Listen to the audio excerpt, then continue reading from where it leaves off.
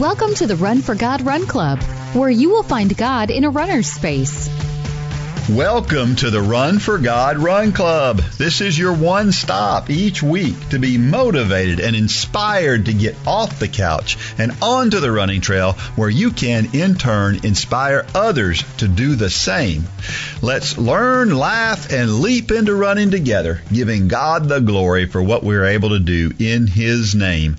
Amen. I'm your running host, Dean Thompson. We will miss Mitchell this week, but we have a replacement that is even better, although blood is not much different.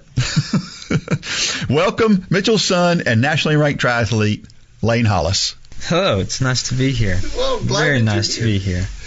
Glad you're here. We're today we're gonna share a story from a Run for God stalwart. Terry Price shares his idea of being thankful even when things are tough and when we're faced with really bad odds. So how do we look at things when things are tough? That's the question.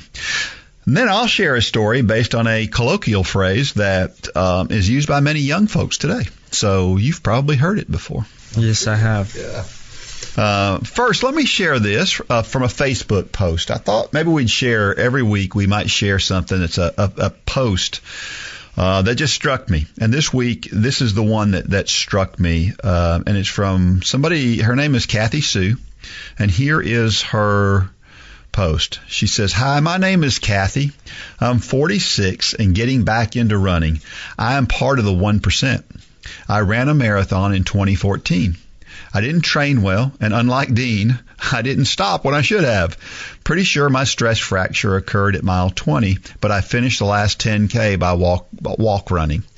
I finished, but the cost was too high. It took 6 months before my doctor would release me from light duty at work and even consider letting me ease back into running. First, I didn't trust my ankle. Then work stress took over, as well as the excuses. I've only run or walked a 5K and 2 half marathons since then, and I've added an hour to my finish times. I've always wanted to do a Disney run, and my birthday is the same week as the run. I'm ready to try coming back, but I struggle every day to overcome the excuses, fears, and voices in my head. Part of my why is also to lose weight, but also outrun genetics as long as I can. I'm trying to outrun diabetes, cancer, or heart attack. I want to be an 80-year-old runner, not living through pharmacology. My father and one grandfather both died of heart attacks with diabetes. One grandmother died of cancer and diabetes. My other grandfather died of leukemia. My other grandmother had a triple bypass, and my aunt just had a heart attack and stent placed over Thanksgiving. I'm trying to outrun a lot here. But with God's grace and help, I'm determined. I can't do it alone. Last week, I didn't run at all. The excuses won. I'm home from work, my workout clothes are on, and I'm going to jump on the treadmill. I just wrote Disney 26.2 on my mirror to help push me. I put on my new T-shirt and took 10 photos before I settled on one. If you've read this far, you are part of my new tribe. Thank you for inspiring me to take another step. Drop me a line anytime. Week 5, day 1, Christ strengthens me through all things. What if I fail? But what if you fly? Hold me up and let's do this together. Kathy Sue. Listen, there's so many out there just like Kathy Sue who need that encouragement, and we appreciate you sharing your heart, Kathy. So appreciated. And folks, if you're out there and you're encouraging people just like Kathy, you're making a huge difference. So keep on doing that. For some folks, it is just life-giving to share. So keep encouraging one another. Again, thank you, Kathy, for your story. And we hope to see you at Disney next year. Just keep putting one foot in front of the other. All right. Hey, Lane, let's catch everybody up on just who the heck you are, right? All right. Yeah. You're the number 2 ranked triathlete, junior elite triathlete in the country, right? You're a senior at Colloquial Creek High School. You're headed for the University of Tennessee, Chattanooga, with Coach Andy, who everybody heard on this podcast, or heard in the 5K Challenge episode just a few weeks ago, and on the podcast. You're an excellent student, right? I would say so. Yep. Well, I know so. I coach college athletes. I know you're a great student. You play in the praise band at church. Yes. And most importantly, you're a child of the King. And we're talking about Jesus here, not Mitchell. Yes, obviously. That's a lot on your plate, right? It is. My goodness, how do you get all that done? It is. It's only 24 hours, so you got to make the most of all of them. And you do a good job of that. So how much training are you doing on an average week right now? So right now, probably around 22, 23 hours a week. And that's between swimming, cycling, and running. Biking, running, and a little bit of strength stuff, A little bit of lifting, not too much. So yeah, it's usually 8-10 hours of swimming, 5-6 hours of running, and 6-ish hours of swimming, and about an hour and a half of lifting each week. It's usually what it kind of consists of. So about 3 hours a day. Yeah. Roughly. Yeah, that's a big chunk of the day. Yeah, it is. And in between, you got all this other stuff going on, so you've got to be efficient at what you do. Yeah. So your triathlon season is just about to start, right? It is. I'm actually leaving in the next couple weeks to go to Florida for 3 races. And are there some big things on the line in those races? Well, there was. They actually. So I have 2 races in Clearmont, and then 1 race in Sarasota, Florida, the next weekend. Okay. And the Sarasota race was supposed to be a pretty important race. It was supposed to be an international race, and it was supposed to be a qualifier for I forget what the exact name is. I think it may be Pan American something, but it was in Colombia. Okay. And so, or maybe it was in Dominican Republic. And so that race just recently got changed to a U.S. only race, and it's no longer a qualifier. But it still is a pretty big race, and it's one of my favorite races in the year, Sarasota, Florida. Yeah. It's amazing there. So. Yeah, and so on the first weekend, though, you race twice, right? Don't you race on Saturday and then Sunday? Saturday and then Sunday, yeah.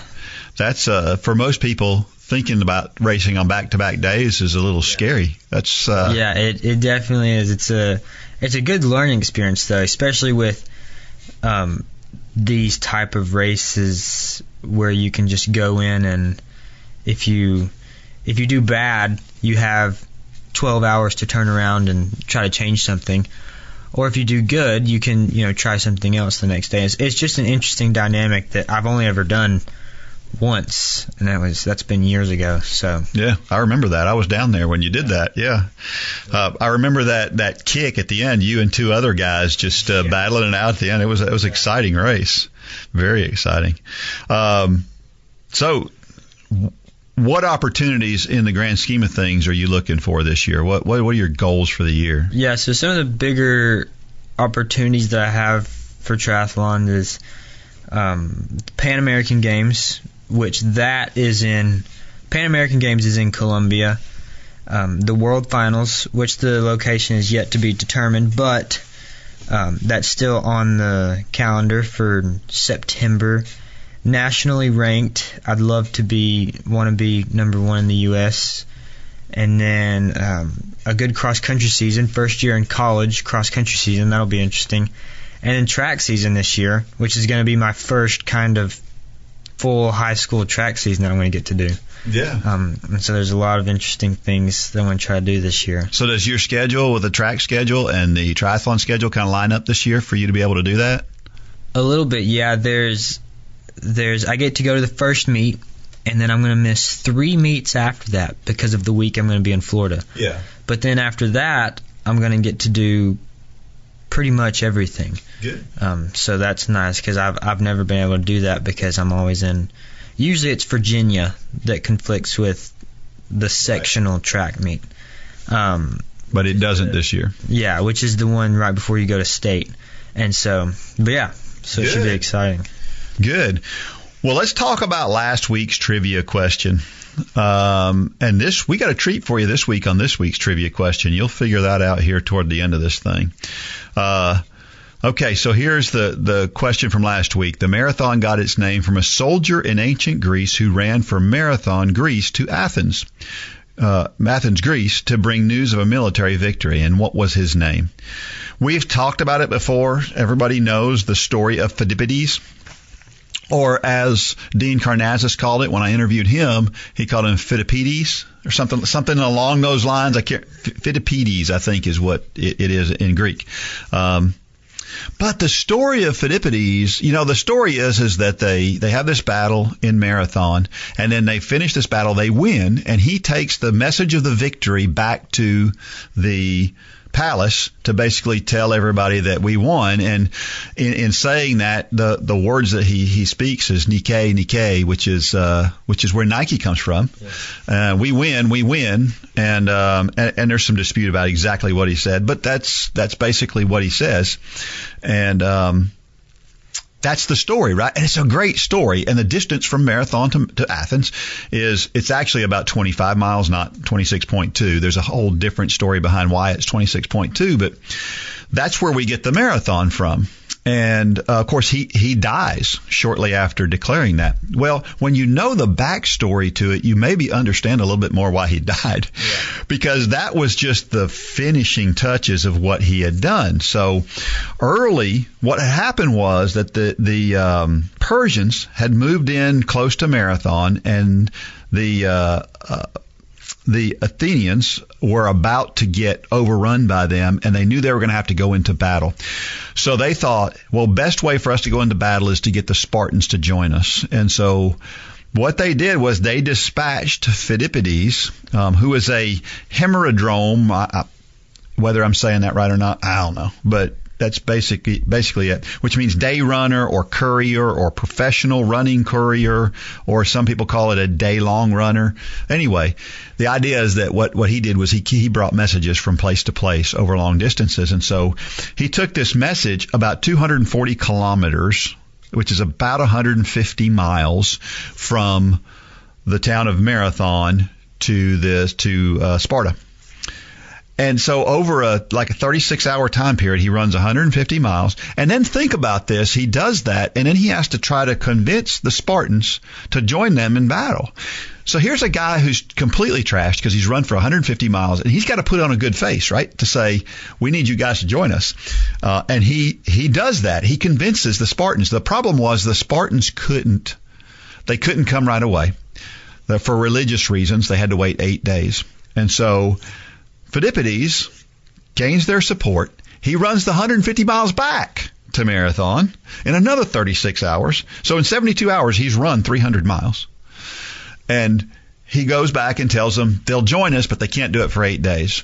Well, what happens is the Athenians decide we can't wait 8 days, so they go into battle anyway without the Spartans. They win the thing, and that's when Phidippides makes this last trek. So he's run 300 miles up until this point.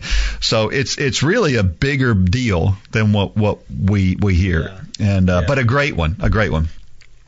There's Robert Browning wrote a poem about Phidippides, and I think it's cool, so I thought I might share that. And it says, "So when Persia was dust, all cried to Acropolis, 'Run, Phidippides, one race more, the meed is thy due.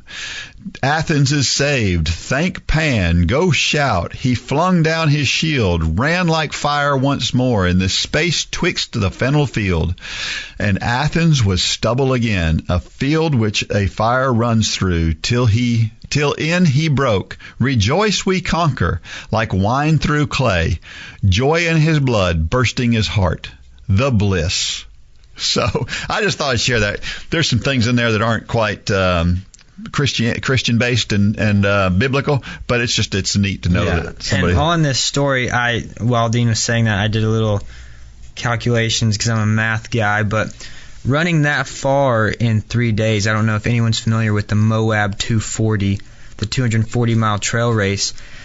That is faster than the person who won the Moab 240 last year. And he went 60 miles more. Wow. And so running 300 miles in 72 hours, the person who won the Moab 240, I think, was like 58 hours. So he was running faster than the person who won the recent Moab 240. And the guy who ran the Moab 240 had all the special fueling stuff and probably had some aid stations along the way and things like that.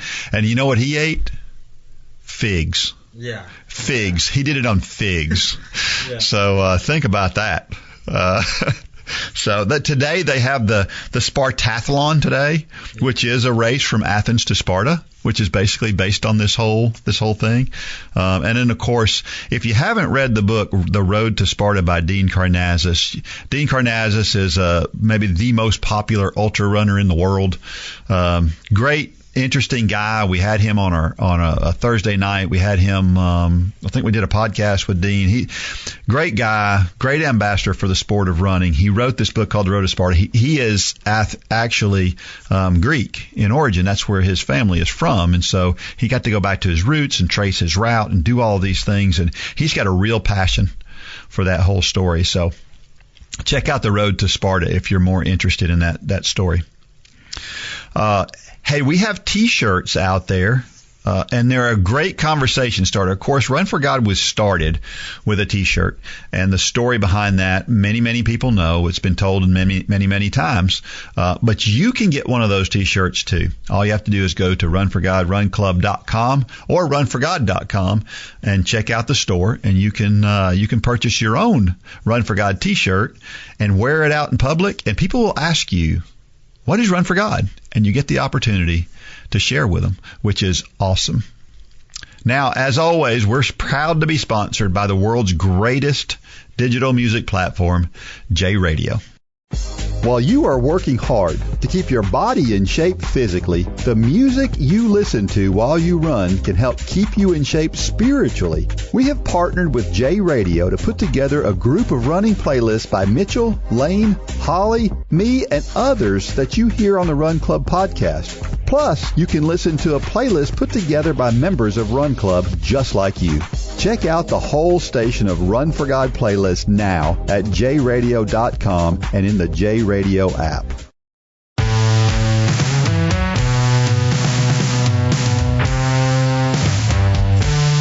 Okay, we're back. And remember that you can send messages to Dean at runforgod.com.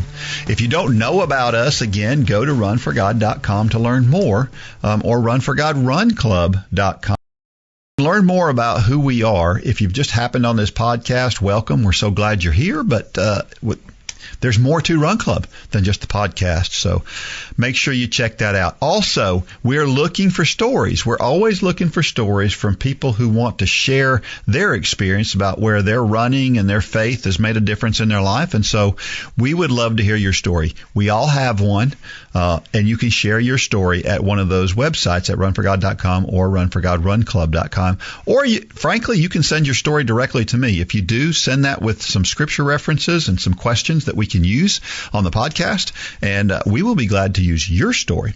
Now, if you're close enough by, like Angie Hawkins was, then maybe we can have you right here in the studio, and you can be a part of the actual podcast and tell your story yourself, which is pretty cool.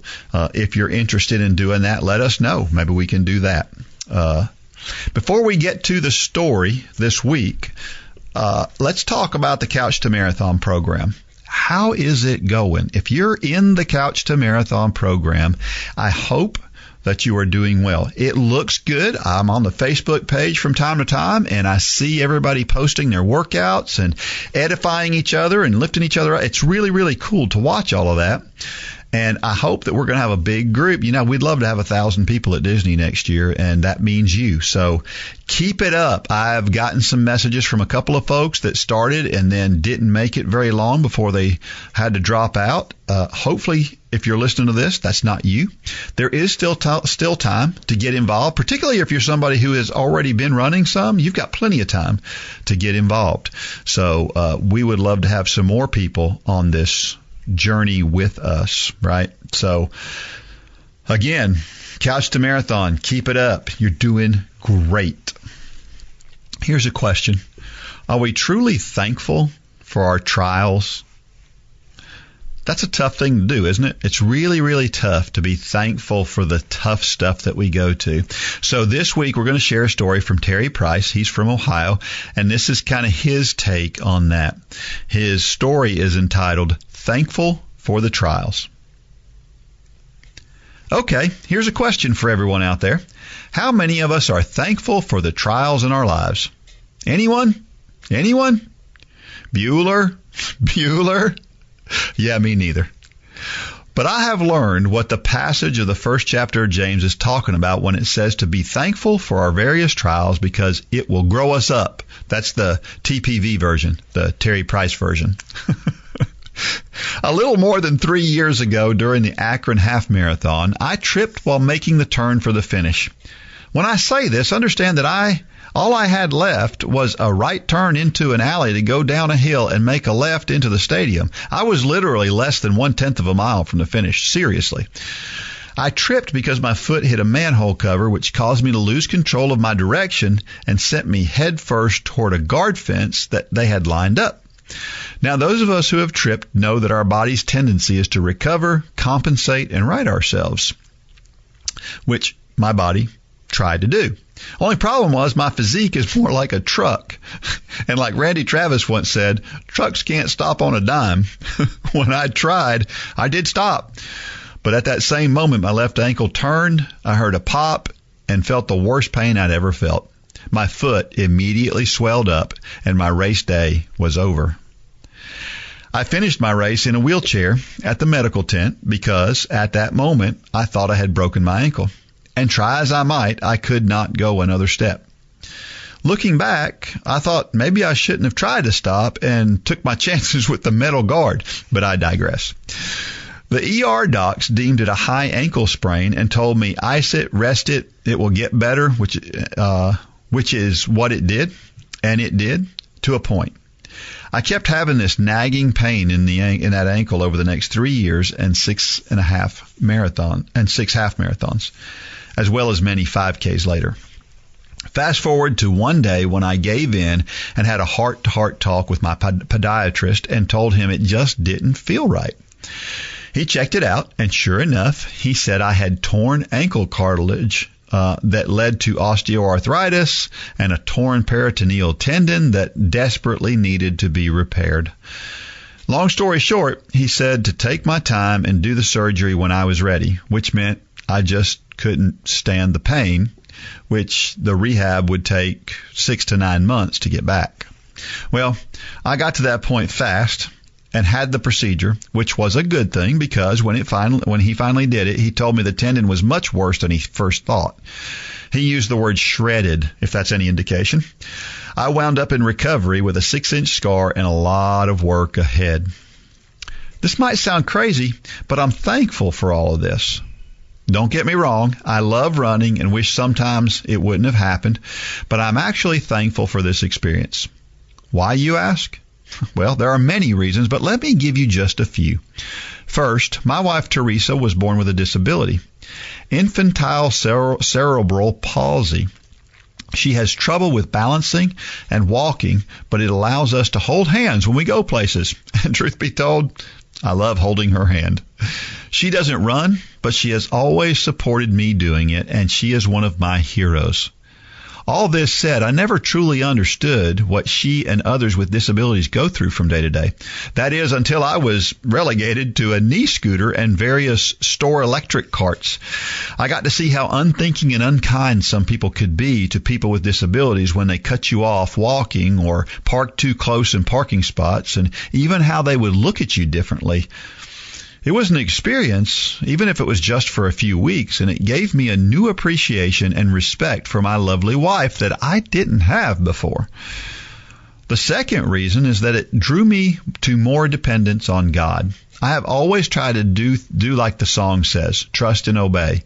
But this time, I finally understood the second part, for there is no other way. Many times, I had to depend on the kindness of others instead of doing for myself. Teresa had to carry my food in so I could eat and get me numerous ice packs for my foot.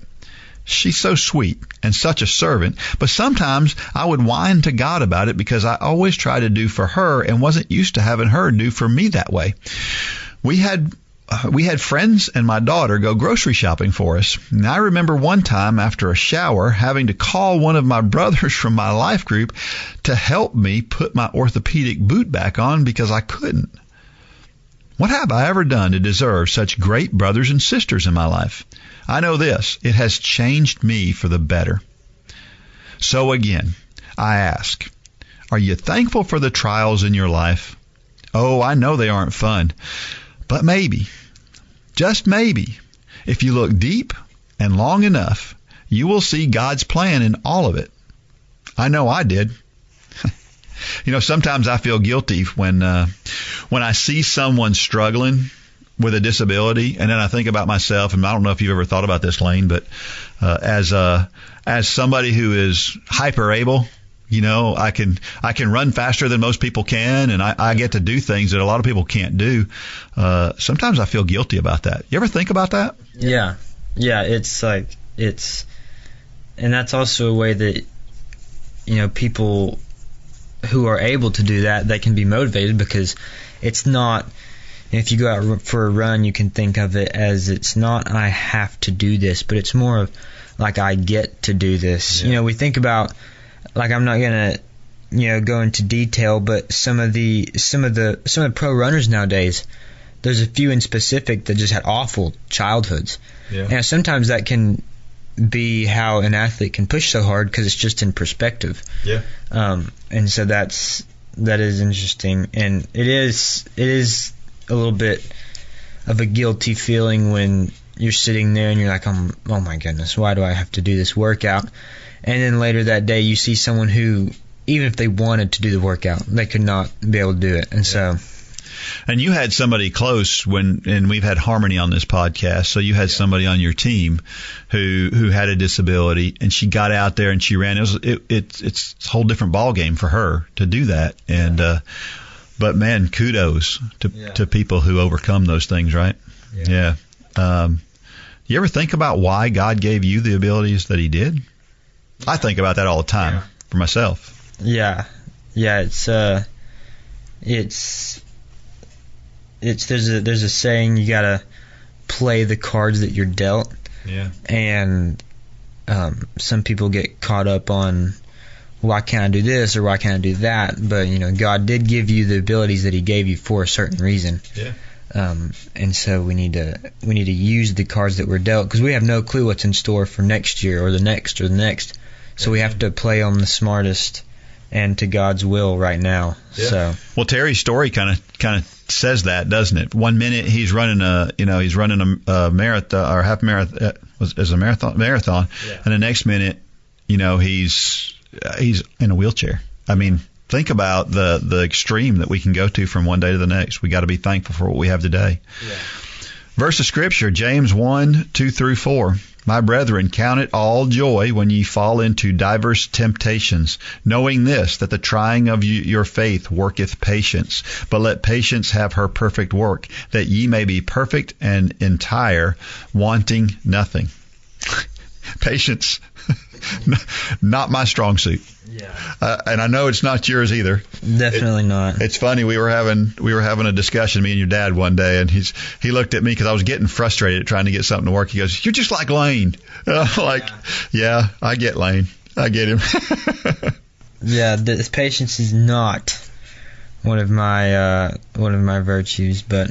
And do you notice that when you don't have patience, God will give you extra opportunities to work on it? Yes, that is something that I have not always told people, but I thought is a good saying. It's and it's universal. If you pray to be courageous, God's not going to give you courage. He's going to give you the opportunity to be courageous. And same thing with patience. If you pray for patience, then chances are you're going to be spending 2 hours at DMV the next day. You're absolutely right. My wife tells me that all the time. Don't pray for patience. Yeah. So do you remember? I remember a time. You're so much better now than you used to be. But I remember a time when you would struggle in a workout and you would get so frustrated in those workouts. You remember those workouts? I do. I actually have, I have some notes on my computer, and I have one word on my computer that describes the workouts that I would get frustrated with. And the one word is tempo. And for those of you out there, a tempo workout is a workout where you are running at probably like let's say a sprint is 10. You're running at like 7.5, 7. Yeah. It would probably maybe 6.5, but let's just say 7. So in comparison to a sprint, 7's pretty hard, and you just got to sit there and do that for 30 minutes. And Dean would give me paces to hit. And it's just demoralizing when in the first 2 minutes you're not hitting the pace, and then you got to sit there for 25 minutes and just. But I mean, those are the workouts where I'd get the most frustrated. But in the long run, I guess what we found out was how much your brain got in the way, right? Because after a while, you got to the point where you knocked those out like it was no big deal. Yeah. It's all a mindset thing, right? Man, oh man. So you think those struggles then made you better today? Absolutely. Yes, because, like physical struggles are one thing, but mental struggles, there's a lot of talk about, athletics, sports being a lot physical or a lot mental and a little bit of physical. They say it's like 80 or 90% mental and 10% physical. And I think that's the way life is too. I mean, the mentality, if not even more, the mental side in life. So I think it definitely, any struggles can, make you better mentally. Absolutely. And the bad part is that while you're in the middle of the struggles, it's really hard to see it. That's where I struggle the most. Now it only takes me a few seconds removed, to see that the struggle was okay. But in the moment, I mean, like 2 minutes after the tempo run, you're like, wow, I may have not hit all of the paces, but that was a very good workout. But in the moment, you're just like, I'm doing nothing. I might as well be eating cheeseburgers right now. Romans 8:18. For I consider that the sufferings of this present time are not worth comparing with the glory that is to be revealed to us. This is where I think we go wrong so often. We don't like it when bad things happen, so we wallow in it, right? We get all worked up about whatever those bad things are. And the truth is we should be looking ahead to what is going to be and not where we are today. And we do that a lot. Sometimes we can do that in running in the macro sense. Yeah. Like we know that we're not in great shape today, but we know if we'll just put our nose to the grindstone that we're going to get there. Yeah. But in the moment, when you're in one of those growing pain moments, it's hard to recognize it there. Yeah. Yeah, it definitely is. Imagine how hard it would be if, as hard as you train, all those hours you put into training, imagine how hard it would be to do that training without ever thinking about the idea of the race. Because imagine how hard that training would be if you felt like, because that's the reason why you do it. So I know how you are, because I'm the same way. You picture that race and you think about that race and you know there's a goal out there, and that's why you can complete that workout. So I can't imagine not being able to have that to think about, because it wouldn't be worth it. Yeah. Sometimes it wouldn't be worth it. And then you look at the suffering during a race, and I think about this. They talk about, I can't remember the quote, but the pain of the race is not as bad as the regret of not pushing through. The idea that the reason why you push so hard is because you don't want to get to the end of the race and go, I could have pushed harder. Yeah. Right. Yeah. It's kind of, which there's no one, I don't know of anybody who has said this, but they get done with a race. You can always push during the race and decide, I don't want to do that again. But at least you've done it, which, by the way, never heard someone say that. But if you don't do the race and you're like, oh my goodness, I wish I would have done that. That is such a worse feeling than worst case scenario. You get done with the race, you're like, I don't want to do that again. Yeah. But most of the time, it feels amazing when you get done. And yeah, that's a true story. John 13:8. Peter said to him, "You shall never wash my feet." Jesus answered him, "If I do not wash you, you have no share with me." We'd probably be the same way if Jesus was here today, right? If Jesus was here. Well, think about this. What if the President of the United States came to you and says, "I'm going to wash your feet"? Right? Or pick any other kind of menial task. That was kind of a menial task of their day. Today we don't do that necessarily, but there's other menial tasks. Imagine the President of the United States saying, "Hey, let me grill you a burger."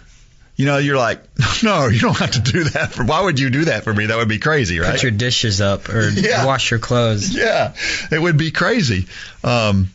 And the idea that Jesus is so much more important than even the President of the United States, right? And so here's Jesus saying, "I'm going to wash your feet," and Peter's going, "Oh no, you're not. That's below you." But Jesus' whole illustration there is he wants us to have that servant attitude, and so he had that servant attitude because that's what he wants from us, right? It has to be part of who we are. I remember just not long ago, back in December, you helped me through that 5K. And I know you were pretty pumped about it. Yeah, I was. And it made you feel good, right? It did. To help somebody out, and especially as successful as it was above our expectations. Yeah, it was. And I'm sure during the race, I don't know, was there any point during the race where you thought, "Man, I'm having to run hard here to keep up"? No. Never got to that point. There was a point where at one point in the course, you're probably like, I don't know, 3/4 of a mile from being finished, and you top this hill, and you make a right turn, and you're down this long straightaway. And I don't want to give Dean the confidence in saying that I was hurting, but I kept getting faster. And he was not slowing down. He was just going with me, and we were way under pace. And I was like, wow, but it was like fun, and it was exciting, like in the moment. And so it was very fun to do that. For those of you who haven't heard the episode where we talked about it, Lane, I was shooting for a state record. The state record was 17:24, I think it was. And I was shooting for that state record. It was for my age group, a 55-year-old. And so Lane paced me through that and helped kind of dragged me along so that I could break that record. And I wound up running 16:37, which was way faster than I thought I could run. I was hoping that there might be a chance to break 17, but 16:37 was way faster than I thought I could run. But I remember topping that hill and making that turn because that was the point at which I said, all right, if I still feel good at the top of this hill, I am going after I can't remember the guy that won it, his name. Lance. I'm going to give it everything I've got to try to catch him and run him down. And so that was the point you felt that because it was like, all right, I'm going after it. And I did. And then about halfway down that straight, I was like, first of all, I'm not going to catch him. I can tell at this point now I'm not going to catch him. And now I've hung myself out there and this really, really hurts at this point. Yeah. But it was totally worth it. Yeah. And we talk about that all the time about going for stuff. And sometimes you get an opportunity presents itself. I had every reason just to go, I'm on pace to run 16:45, 16:50, and that's great and that's sufficient, and I'll finish this and I'll more than make my goal that I had, and it would have been great. But here was this opportunity staring me in the face that maybe you can beat this kid who's really fast. And so I'm like, well, I got to at least try it, give it everything I've got. So in that moment, it was like, here's an opportunity, and I'm not going to get this opportunity any other time. Yeah. Let's do it now. Yeah. Right? It's exciting. And you could have won that race. You could have, at any point, you could have just, because you knew we're a quarter mile from the finish line. Yeah. You know at that point, I know how to get to the finish line. Yeah. At that point, you're really not helping me as much as you're just running in front of me. The rest of the race was great help, but At that point in time, you could have just said, you know what, I'm just going to run. He's right there. I'm just going to go beat him and win this thing. Did that never crossed your mind, did it? It didn't. No, it didn't. At one point in time, it was funny. And on this straightaway, we had the wind to our face, and I wasn't quite right in front of Dean, and which I'm supposed to be because it would help him draft off of me. And at one point in time, it's like a half mile to the finish, he told me to try to go win the race. I didn't know what he was saying. I thought he was getting on to me because I wasn't blocking the wind for him. And so I looked back and I was like, oh goodness. And so I got myself back in the wind. But even if I knew what he was saying, it was really fun to pace him and stuff. So that's the servant attitude. That was the attitude that, I could have won this, but the higher purpose was to help somebody who's tried to help me as much as he could, to do something that was special, and so it was much appreciated. By the way, so here's some questions. In what ways has God allowed you to see His mighty hand through trials in your life? I never had any idea that I'd be doing what I do today. Basically my life every day is trying to help other runners, both physically, spiritually, mentally, all of those things. And if anybody had told me 10 years ago that I was going to be doing this at this point in time, I would have told them they were crazy. There's no way. And so I think about that because it took me some trials to get where I am today. Right. And I remember a time, I think about seeing God's hand through things. And I remember a time, and I don't know why this came up, but when I read this question, this was the first thing that came to my mind. I haven't thought about this in years, but I thought about this. I was in elementary school. I guess I was fifth grade. And the school that I went to was probably, and I'm probably way off as far as distance goes. I was a kid, but it was like 5 miles or so. I probably wasn't that. Probably 3 miles away from where we lived. And I don't know. My mother wasn't there to pick me up when we left, and somebody said something about walking home. And so I decided, that sounds like a good idea. Why, as a fourth grader, I would think it sounds like a good idea to walk home. I have no idea, but I thought, well, let's just do it. And so I walked home. Well, here's the weird part is there were two different ways to get to my school. And there was one way that we usually drove, but what, in my opinion at the time, was the little bit shorter route, was a little bit different route. Well, I'm going to walk. So I'm thinking, well, I'm taking the short route. And so we walked that route. Well, that day, my mother was on her way to pick me up when I started walking. And because I was walking in the wrong path of where she normally drives, she would have missed me. And imagine a mother getting to a school looking for her son, and he's just not there. I didn't tell anybody I was walking home. Nobody knew what was going on, right? I mean, it would have been a tragic, terrible thing. As a fourth grader, you're not thinking about that. So, but what happened was, for whatever reason, she drove the other way that day. Just out of the blue, something told her to go that way that day, and she passed us on the way, and she saw us on the side of the road and stopped and picked us up. And so I think about that, and I think God was in that moment. God told her to go that way. That's not the way she would have normally gone. But she went that way. Something in her brain said, go this way.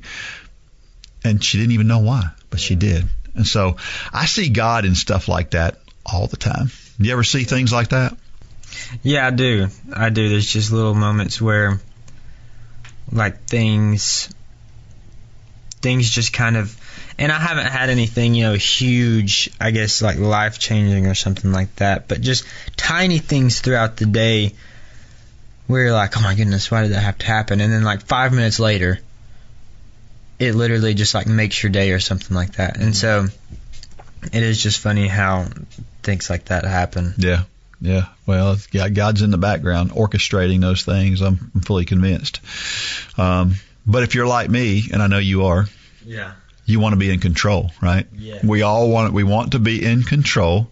When we're in training, we're always thinking about how we feel like we can do it. If I give you a workout, in your mind, I will execute this workout. Whatever it takes, as bad as it might hurt, I'm going to execute this workout. I remember one workout in particular where we were going to do 30 times 200.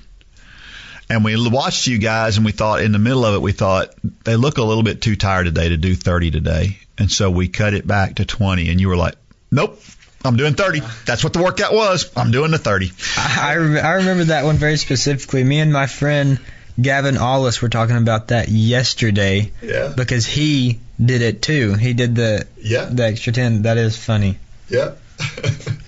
So why do you think it's so hard to turn everything over to him and want to rely on our own strength when we know that he'll be there for us? Yeah, I think it's for someone like me and you who wants to be in control, I don't think it's so much as we can't let go, but it's more of here, God, but let me help you out a little bit. Yeah. And that's not because I don't think we have a problem. Like, if anyone were to ask me and you, if God explicitly told you to give up running, I don't think me or you would have a problem with saying we could do that. Right. But if it's, these subtle things like God does nowadays in our lives, it's easy to say, well, I'll just hold on to that running fitness for a minute so I can, just in case this whole thing goes wrong. And so that's the kind of when you it's just like, in the Bible, I can't remember exactly, when Jesus asks the guy to follow him and he says, well, wait, let me go do this real quick. Yeah. You have to kind of be all in. Yeah. Which really, and that's just to show God that, you trust him completely. That's right. And so, but yeah. It's a challenge. Definitely a challenge. Here's another question. Would you agree that many times we go through trials not because we did something wrong, but because God is taking us to a new level in our spiritual life? And I don't think there's any question about that. You mentioned before, we see people all the time who've had a tough time in their life, and then because of what they went through, it's something that they use to help others through the same circumstances. It happens over and over again. So we know that the trials that we go through and all these tough things, there's a reason for all of that, right? Yeah. Yeah. Definitely. And it's not because we do something wrong. It's because God is using that situation. And a lot of times the hard part about it is we don't know why in the moment, and it's hard to understand in the moment. But very often I can look back on 10 years ago and see something bad that happened and go, oh, yeah, I see what you're doing there, God. Yeah. Job, good example. I know you enjoy reading the book of Job, and Job didn't do anything wrong. Yeah, he didn't. But his friends were trying to tell him he did, right? Yeah. And, quick side note about Job and his trust with the Lord. I don't guess I really understood this until a few weeks ago. But Job was at a point in the time in the Bible where they didn't have Scripture. Mm-hmm. They didn't have... So it's not like he's sitting there reading Proverbs saying, okay, all I got to do is wait this whole thing out. They didn't have anything. So all he's going off of is his personal and intimate relationship with the Lord. I thought that was pretty cool. I didn't know that. I didn't know that they didn't really have Scripture in his time. That's pretty powerful, isn't it? Yeah. I had never really thought about that either. It's a really good, and I've studied the book of Job before, but never thought about it quite in that way. Yeah. It's funny how we learn different things all the time about scriptures that we've been over and over again. We read the book of Job when I was in college. It was part of my college English class, was the book of Job. Yeah. Yep. So, that's how far back my Job experience goes. Yeah. It's crazy how there's these little things in the Bible. I won't go into detail, but for the listeners, I would encourage you to go to when Jesus asks him 3 times if he loves him. I would encourage you to go find out the Greek words that he uses in that passage. It's pretty cool. It's pretty cool, yeah. Yeah. Because it's a complete, I would say a little bit, it's a completely different meaning every time he asks it, which most of the time you just read it and you just say, oh, he repeats himself. Why does he do that? I don't know. He's just God. He does whatever he wants. He repeats himself. Peter says whatever. But each time it's a little deeper, right? Yeah. Yeah, so that was interesting. Yeah. And he gives him the chance to ask him, albeit a little bit different question, almost the same question 3 times, because how many times had he denied Jesus, right? 3 times. So he gave him, it's an example of how God just forgives us fully, right? Yeah. We look at injuries when we're running and we see, it's hard to understand why, Lord. I remember a few years ago when you had that problem with it was your hip, right? And yeah, it ended up being my pelvis, but it we thought it was IT band. And it derailed you pretty heavily. Yeah, I mean, it was bad, and that's kind of where, God comes into the situation, because I was training, but from start to finish, it was a solid 10 months. I mean, I didn't race nationals that year. And so that was interesting because, we were doing all these things, and you can say, well, after 10 months of doing these things, it just got better. But it was kind of, I feel like it didn't, I think back and I feel like it didn't have to be 10 months. Yeah. But it was just it was one of those things where I feel like God had a little bit of doing his own thing there. Yeah. Just to kind of, it was a test. I mean, it really was. And so, but yeah, things like that. Yeah. I remember, I think about, it's hard to ask in that moment, God, what are you trying to tell me? Right? But I remember a moment very specifically, and this was a way less serious moment than what you went through, obviously, with that injury. But I remember, and I don't know if I've told this story on here before. I think I've got a video out there that explains this situation. But I went for 5.5 years without missing a day of running. And then I got sick and got the flu one week. Well, you'd think I'd miss a day with the flu. It was so hard for me to run. But I would go down in my basement. I've got a treadmill down there. And I would get on that treadmill. I'd run 1 mile.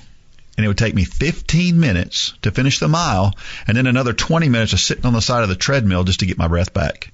I mean, it was that bad for me to try to run. But I ran that 1 mile because that's what you have to run in order to consider yourself continuing your streak.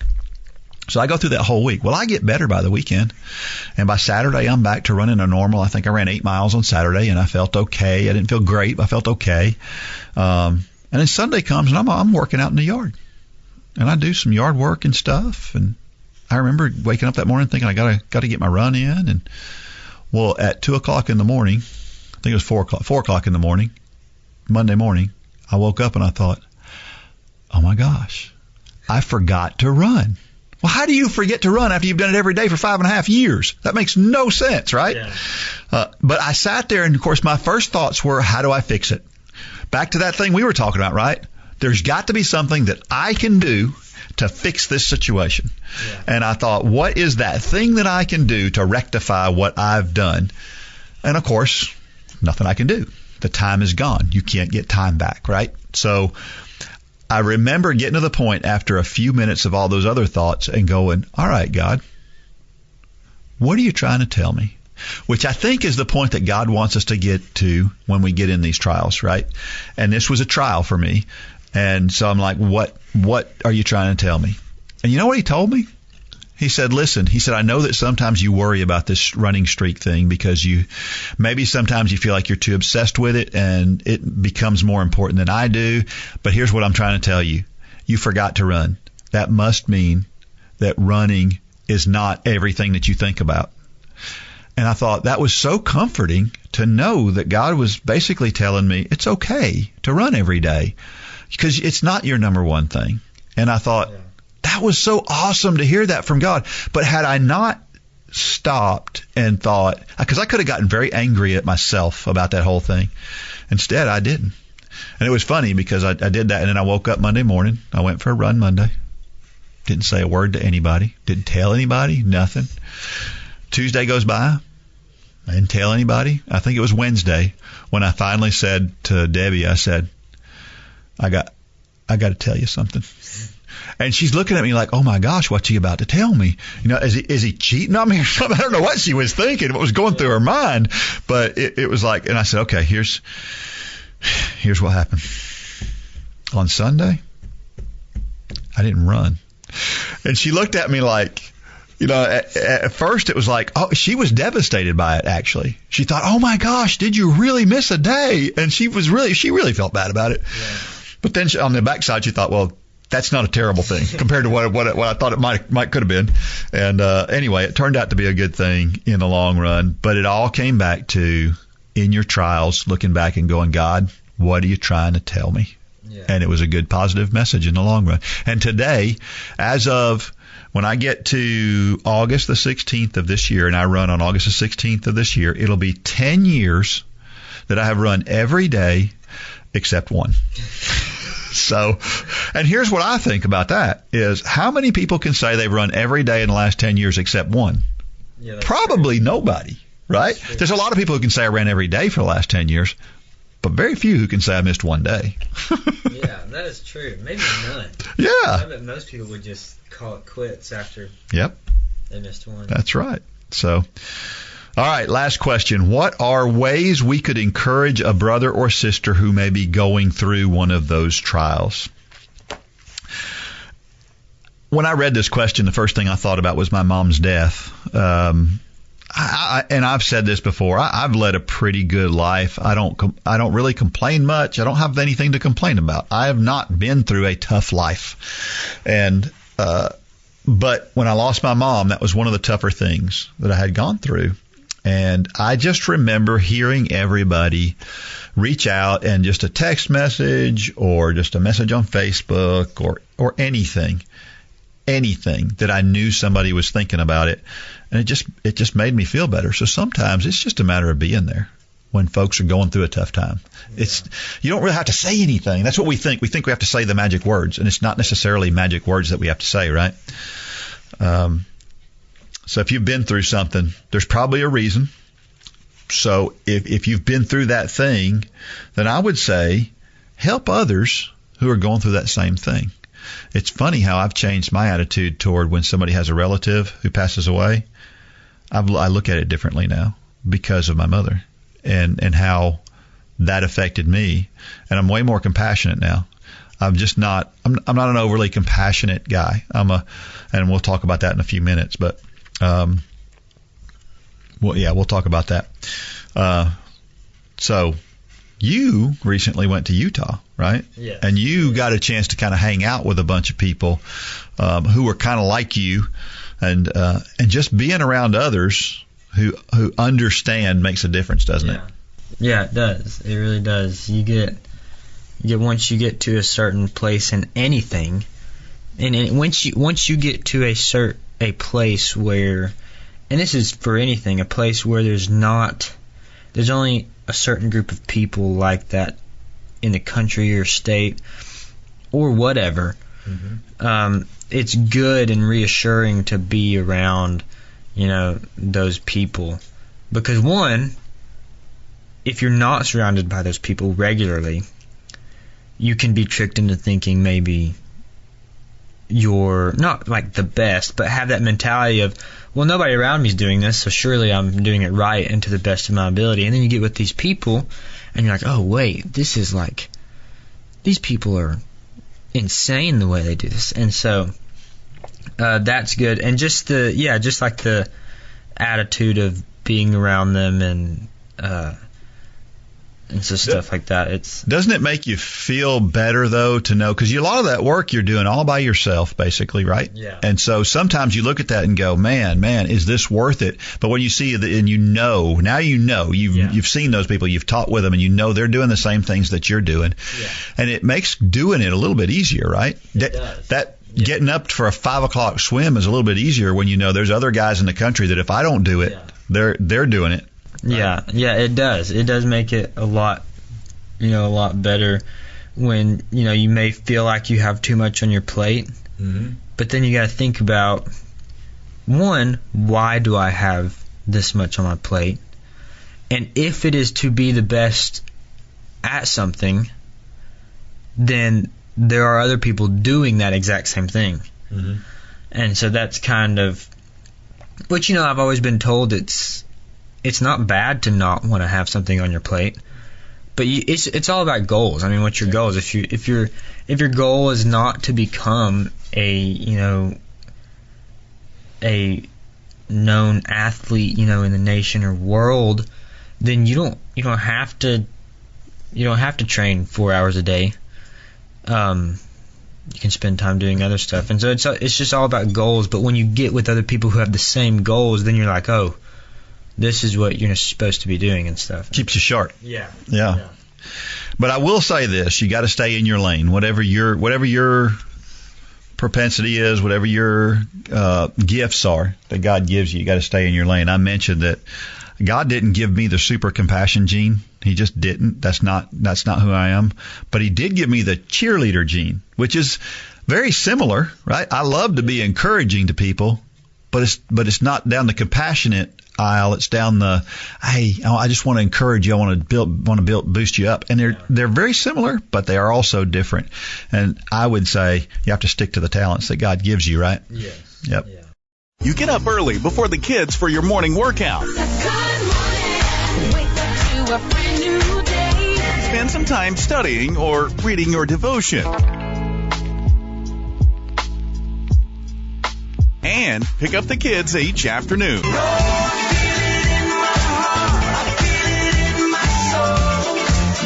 Whatever the moment, J Radio has you covered. Get your account at jradio.com and download the app in your app store. J Radio, music for every moment.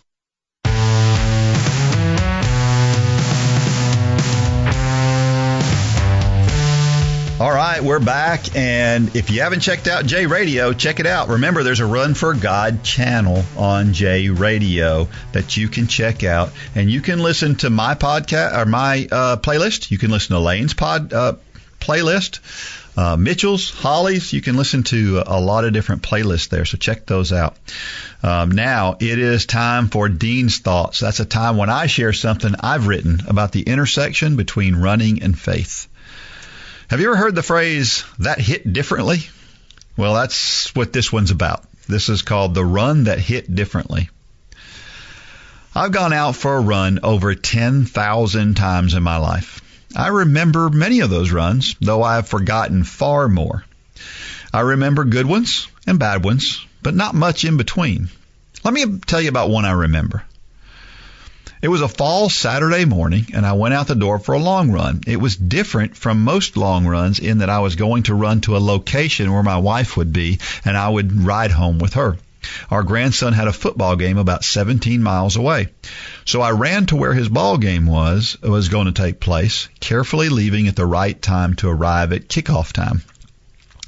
Most of the time, I know within 5 to 10 seconds the pace I will run for a given day, so the calculation would be accurate if it was a normal day. I set out to run, and within a couple of miles I realized that I was feeling good that day. I cruised along at a pace that ended about 30 seconds per mile faster than I thought it would be. I remember that day because I felt so good for that entire run. It was a day when running felt so easy that I wished it had never ended. When I arrived at the field where the game was being played, I ran an extra mile because I had time. In the parlance of today's young folks, that one hit differently. I hear that phrase and I kind of like it. It hit differently. But why that day? I still don't know today. And it happened years ago. But it hit differently, for sure. I'll tell you what I do know about that magical day. It would not have happened without a whole bunch of ordinary days and even bad days leading up to that day. It came out of the blue, but not really. Everything I had done up to that point had made a difference, but I couldn't feel it. All the runs I'd experienced in the days, weeks, and months leading up to that day seemed like ordinary excursions. It seemed like nothing special was happening. But there were extraordinary things happening I didn't even know about. It's that way for all of us. When you struggle with a run, don't worry. A better run is around the corner. If you go out the door for your regular 3-mile run and there is nothing exceptional about that run, it's still preparing you for a special day, even though you don't feel it. And that may be the hardest part about being consistent. We don't feel the impact that every run makes to our health and fitness. But when you are consistent, when you do get all those ordinary runs in and even suffer through the bad runs, the ones that hit differently are something to behold. Why else would I remember my 9,781st run at a 10,322? Have you ever witnessed to someone multiple times and it never seems to get through? I'll never forget going through a Bible study, sharing Jesus without fear. The author, William Fay, was a terrible man at one point in his life. He was involved in drugs, prostitution, gambling, and many other ugly things. He had several people in his life who would share Jesus with him, but not only would William not receive it, he would berate those who were bold enough to try. But there was a point at which it hit differently. To this day, he says he never forgot the person, the place, or the words that were shared with him. Even though the people who were trying to tell him about Jesus may have thought that there was no way their words were doing any good, the truth is that it took all of those failed attempts to eventually lead to a time when it would hit William differently. Those bold people who took time to reveal Christ to him may have never heard about the eventual success. But their ordinary day in which they shared Jesus with a man who clearly didn't want to hear it, but who needed to hear it desperately, led to a day when it hit differently. Today, William Fay has emboldened millions of people to tell others about Jesus. We know it's the most important thing we can do, but it would never have happened without the ordinary days that led up to a single bold assertion about our Lord and Savior. If you're having an ordinary day, or even a bad day while you're out running, don't fret. Good days are coming if you'll just keep running. If you feel like you're banging your head against a wall with someone who doesn't seem to want to hear about Jesus, don't fret. The magical day of his or her salvation could be just around the corner. Just ask William Fay. You ever have one of those days? I have. Yes, I have. I've had two in particular that was just, it's like one, both of which were a run workout, just because that's what I pay a lot of attention to, run workouts. I'm sure I've had swim workouts like that and bikes, but two specific workouts one time. One time we did 12 by 400, which is 12 by a quarter mile. And the pace that I was averaging, I was averaging 64 seconds a lap. And which I had never done. Two, I probably was not supposed to be doing. But it was just like everything was just flowing, and it was just, and there's not many of those. There are good days. I have many bad days, okay days, and I have many good days, but there are some days where it's just like, it is so just effortless, and it's almost like you want to go harder, but you're like, I really probably shouldn't be going harder, but I could if I wanted to. Yeah. And so it's kind of that way. Another one was I did 4 by 1 mile. This was actually recently, and it was just felt like it was effortlessly flowing and stuff. And so yeah, I remember hearing about that one. So do you use that term, it hit differently? I personally do not. No. I know people that do, though. Yeah, I remember the first time I saw it. It was actually a Twitter thing that one of the ladies who ran for me had said something on Twitter. She was somewhere else, and she said the weather hit differently, and I was like, well, that's an interesting way to say that. And then I started hearing other people use it, and so do you know anyone who's not a Christian, and you can't imagine them being one because of where they are? Yes, and that's a funny story. I did not even have this in my notes. This just came to my head. I actually have a friend who is an elementary school friend who was that way before Christmas. And it's interesting you say that, and I just now thought about it. He just recently had an encounter with Christ and came to know the Lord completely by himself. I mean, obviously with the Lord, but he was by himself, and I mean, he was a bad dude. Yeah. I mean, like drugs and everything. Yeah. But now he is completely changed. I completely forgot about that. Wow. But yeah, he came back from Christmas break, and he was just completely different. It's crazy. That's awesome to see, isn't it? Yeah. Wow. That's pretty cool. Yeah, I mean, I think we all know that person that we would look at and go, okay, if there's one person out there who I can never see, well, that person can become a Christian too. Yeah. It's just that simple. God can reach anybody. And it should change the way we look at witnessing, really. When you see a guy like this, Bill Fay, in this case, the guy that you're talking about from your high school, it should really embolden us a little bit to realize that God can change anybody literally, right? Yeah. It's happened over and over again. But we're so afraid of being rejected. You know, what if we knew? Think about this. All those people who witnessed to William Fay over those years, who he gave them a hard time. What if you knew that going up to that guy that you're talking about, let's say back in the fall, what if you knew that you could go to him and you could share Jesus with him, and he might even give you a hard time about it, but you knew in the back of your mind, because you could tell the future, that was going to lead to him accepting Christ? Would you have done it? I mean, yeah. Yeah, we would all do it. But we don't think that way. Yeah. We don't think that way. And maybe that's the way we need to think about witnessing, is that we need to understand that it could happen any minute, any time, with anybody. And that most people have to hear it multiple times. Yeah. And so my one time is impactful no matter what. Yeah. Yeah, it would be different if we knew. And that's probably how we should be thinking about it. Any other thoughts on that one? I don't think so. All right. Well, it is time to become a Run for God coach. If you haven't become a Run for God coach and you've thought about it, maybe now is the time to do that. If you've ever participated in any sport, you've probably met a great coach. Great coaches inspire us to do more than we ever thought possible.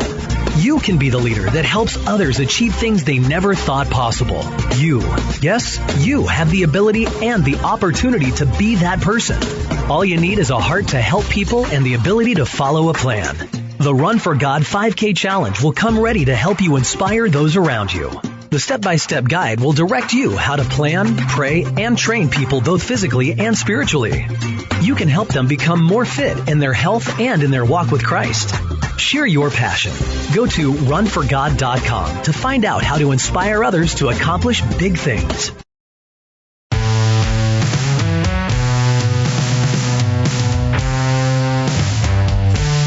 All right, so we are back here with Lane Hollis, triathlete extraordinaire. Lane, do you have some goals that you'd like to share for this year? I do, yeah. I mean, like I said at the beginning, I want to go to Worlds. Mm-hmm. I also want to be, these are kind of, you have number goals and then you have place goals. Mm-hmm. Yeah. And so going to Worlds is one, going to the World Finals, and being the number one U.S. triathlete. Yeah. 15 and 19-year-old, or 16 and 19-year-old. And so, yeah, those are the triathlon goals. You can't really have time goals in triathlons because courses are different, races are different. It's just different like that. But running, track is coming up, and one of these I feel like Dean thinks they're about equal, but I think one of them is a little bit ambitious. Sub 4:20 in the mile. I think that one's going to be very, very difficult. And running a 9:22 mile, both of which I am not even close to because I have not ran those distances in forever. And so that's kind of one of those things you just kind of put out there because you think you can do it. But I haven't ran either of those events in so long, and so it'll be interesting. It'll be interesting to see where that goes. And that 9:22 mile would make you faster than I was when I was in high school. It would, yes. And those of you who don't know, I barely missed Dean's high school cross country PR, so it's only fair that I correct it this track season. Amen. I'm totally on board for that. So where do you see yourself fitting in at UTC in this coming fall? Yeah, so I'm going to be doing cross country there. I currently do a little bit of work for Run for God, and I'll be doing that. And, I've had questions about degrees. I'm kind of thinking along the business degree side. I'm also a math guy, and so, an engineering type thing but I'm really into, business and what that entails. And, of course, the cross-country coach at UTC is a triathlete. Me, you, my dad have known him forever. Yeah. And so I will still be doing triathlons when I get into UTC. So it should be very fun. That's awesome. So at UTC, most of your races are 8K. Yes. Have you run an 8K race to this point? I've never ran an 8K Okay. race. Never. Which is basically 5 miles. It's just barely short of 5 miles. Yeah, I always forget if it's short or if it's a little bit long. It's just a little bit short. Yeah. Okay. Yep. The conversion is like 9 seconds or something like that. Yeah. At your pace. So do you have a time goal for an 8K? I do. I have not thought about an 8K. I have no clue. I know about what I can do for a 5K, and I know about what I can do for a 10K, but I have no clue what an 8K is supposed to be like. And so, well, you'll learn it as you go, I'm sure. The first race will be an experience, and you'll figure it out pretty quickly, I am sure. Any other goals that you have for life in general? Oh, I mean, yeah, staying in the Word each day, keeping A's in school, and those are really the only two. But you'd like to eventually, at some point in time, do something inside a business? Yeah, inside the business realm. Yeah. It would be awesome if I could, connect, the business and engineering world. But yeah, that's kind of the goal. Staying in the business world, Yeah. I feel like, I'm not going to be in triathlons forever.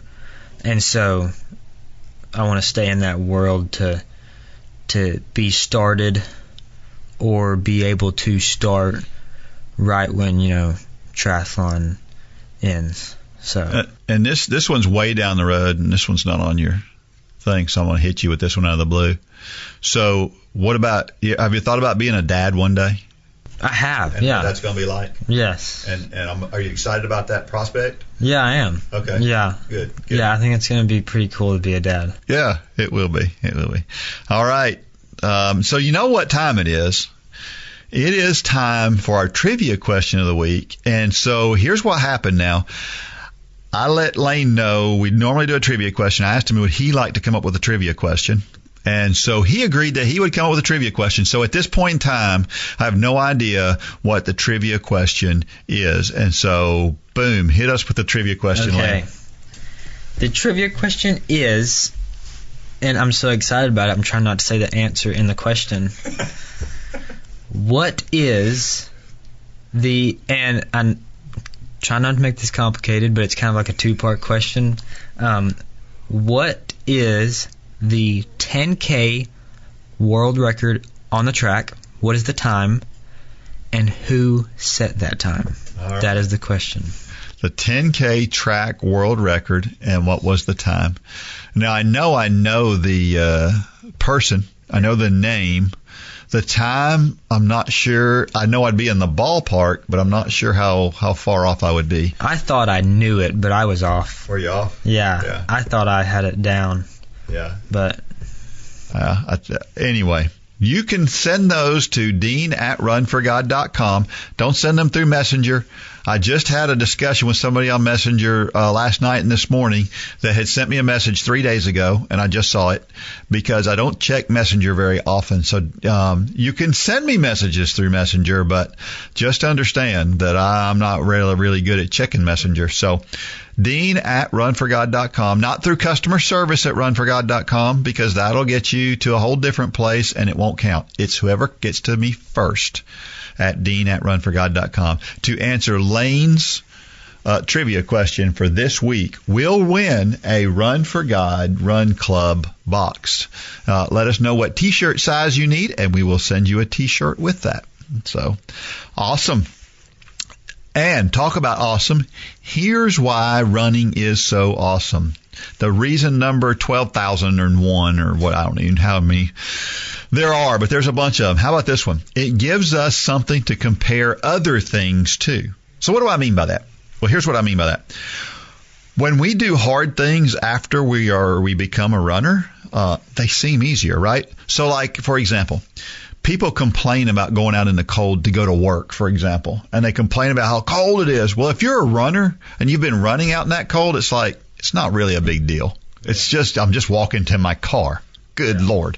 And another example, last night I was at our church and they were talking about how cold it was in the building, and I said, I didn't notice. And they're like, well, how could you not notice? It's freezing in here. And I'm like, I guess because I spend so much time outside that I don't even notice it.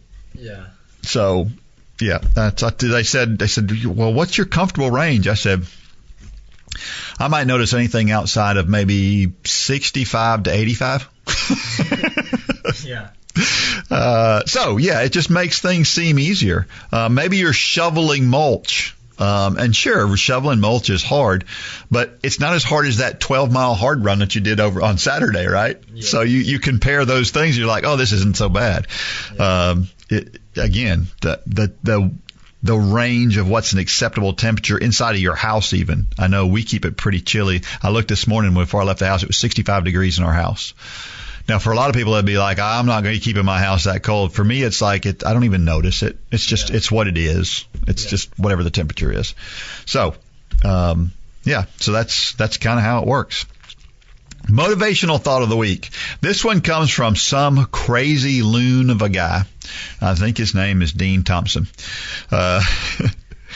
You have to go through the bad days, otherwise you have nothing to compare the good days to. You know, it's all about perspective, right? And when you realize when you're going through the bad days that the good days are coming, it makes the bad days a little bit easier. And always when I go through good days, I like to look back and remember those bad days and remember that, you know, yes, things seem bad then, but if I hadn't gone through that day, I wouldn't be at this day. Yeah. Right? So it's always a good way to keep things in perspective. Yeah. And if we're talking about running, then even the bad days, you can put something in perspective. I mean, I've said before that when I have bad running days, and not bad as in like I'm not hitting times, but I've got like an hour run and it's cold and it's raining and I just don't want to do it. One thing that I always think about is like Navy SEAL training. Yeah. That's like the one thing that I always think about. Like how can I be complaining about this right now when... I mean, you should just go look up some of the weeks that those Navy SEALs go through. Yeah. And so, but yeah, it is perspective. Yeah. David Goggins. You've seen some of his stuff. He's he's a crazy guy. Yeah, absolutely. Yep. Keeping things in perspective. So important. All right, everybody, listen, you're doing great. You're getting through this training. You are supporting one another.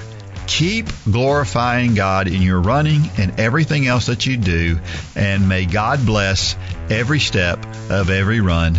Now, go out there and shine your light. For more information about the Run for God ministry, go to runforgod.com. If you have questions about your salvation, click on the Peace with God tab. There's nothing more important. Thanks for joining us today.